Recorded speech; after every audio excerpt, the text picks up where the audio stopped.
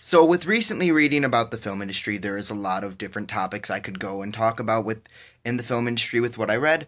But for this video specifically, I will be focusing on the aspect of the independent side of the film industry with the indie films, indie filmmaking, all the way from the independent documentaries that were produced in the late 90s, early 2000s, up to the now kind of in between independent films and big studio films.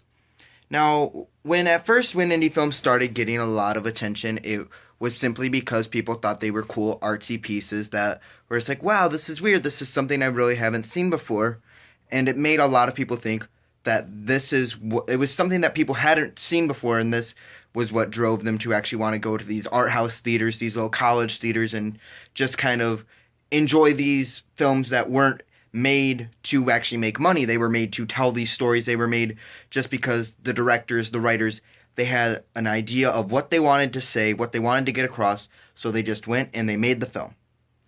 And that is what I liked about the indie film industry, and that's what I liked how they expressed it in the reading was the fact that these art house films, and it became a great outlet for these filmmakers and these artists to actually get their work out there and to be known.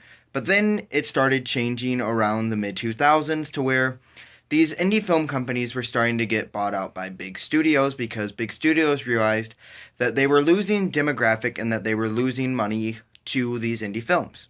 These indie films were starting to be seen more and more by these college students, and for those people who were getting tired and they were getting burnt out on just the constant Hollywood and big studios producing out the same content over and over with not really an audience in mind, just they were just appealing to the masses. While meanwhile, the indie film industry, they knew the audiences they wanted to have.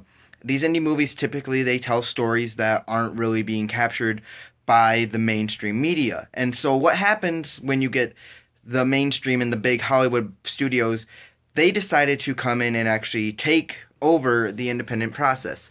And this caused a really big strange thing in independent filmmaking because can you really consider the films independent films anymore because they are being produced by these studios. Now, granted, these are smaller portions of the studios that are producing them, but they are still being made by studios, but they are just being marketed as independent films, which takes away from what the indie films were supposed to be, they were supposed to be films that were made outside of the Hollywood system that were just supposed to be for people to enjoy.